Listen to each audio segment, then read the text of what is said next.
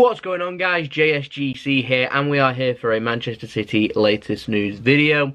This is dating back quite a bit, so just bear with me for a moment while we crack on with these stories. So first up, Raheem Sterling was named Premier League Player of the Month for November, so congratulations to Raheem Sterling on that. Manchester City beat Hoffenheim 2-1 in the Champions League at home to end up finishing first in the group. A Sane brace helped us finish on 13 points. We will crack on with talking about the draw in a moment, but first, Galatasaray and Manchester City are set to announce a new partnership where Manchester City can send players on free loans, so they don't have to pay anything for Galatasaray. This is to help them out with financial fair play. Apparently this will be announced in January, and it's going to help Manchester City in being able to get rid of players like Mangala, who they want to get rid of. So that's according to sources in Turkey, and that could be announced in January, so stay tuned for that if that does get announced. I'll be the first to announce it on Manchester City latest news. Now next up, Manchester City are in Premier League action. We faced Everton at home. We won 3-1. Decent win. Gabriel Jesus scoring a brace as it ended up preparing Manchester City well, and a good response to the loss at Chelsea. But as Liverpool ended up beating Manchester United, which ended up seeing the end of Jose Mourinho, it meant that Liverpool ended up remaining top and putting Manchester City under a lot of pressure, as Liverpool seem to be carrying on with their good form through December.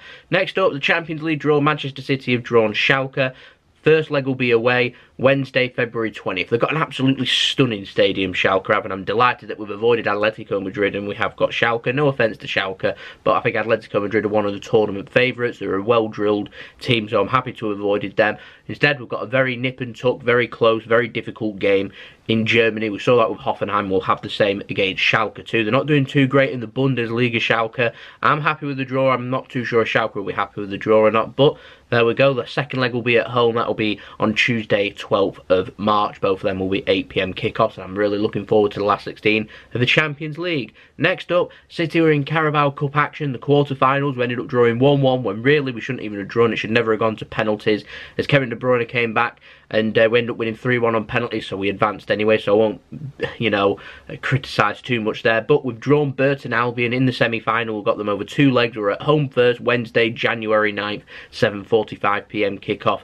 GMT. So we've got a not a very simple and straightforward game, because obviously Burton's earned their way to the Carabao Cup semi-final, but considering we've avoided the 2 other big Premier League teams, we've got to be happy with that draw. I'm not too sure if Burton are happy with that draw or not, but considering our recent form, maybe they are. Next up, the Times and they've been reporting that UEFA and the Premier League, they are working together. They're investigating sponsorships at Manchester City.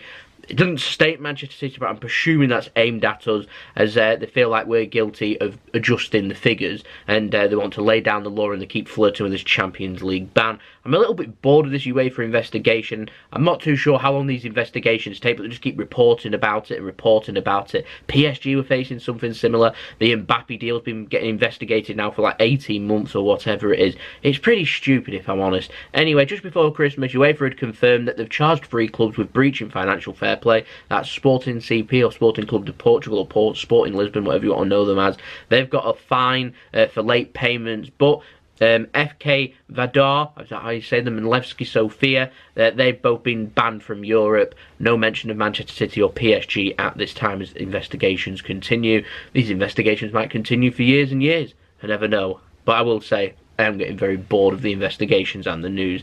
Next up, not so good news in my opinion, but Manchester City, they lost at home 3-2 to Crystal Palace, as Andros Townsend scored 100 goals of the season. Brilliant goal. It meant at the time, because Liverpool won, we were trailing by 4 points, and pretty much over the festive period we were needing 3 wins from 3 to be able to put more pressure on Liverpool at the top.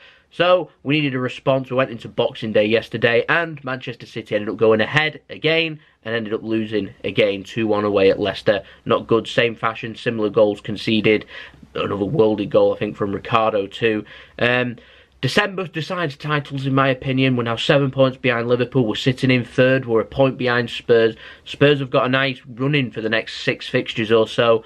So it's very disappointing this December, and we need a response against Southampton. We're needing to beat Liverpool. Obviously, end up getting a couple of negative results, and all of a sudden, our Premier League title defence is over in well, bad fashion, and we end up thinking about top 4, so disappointing. So there we go. That's been the latest Manchester City news. I hope to bring more positive news next time I do one of these videos in the coming days. We've also got the preview up for the Southampton game if you're interested, so make sure you stay tuned for that. And we have got plenty of transfer videos coming up over the coming month, because we've got January literally waiting around the corner. We've got a transfer update coming up this weekend, so stay tuned for that. Make sure you subscribe, put the bell on, push the bell.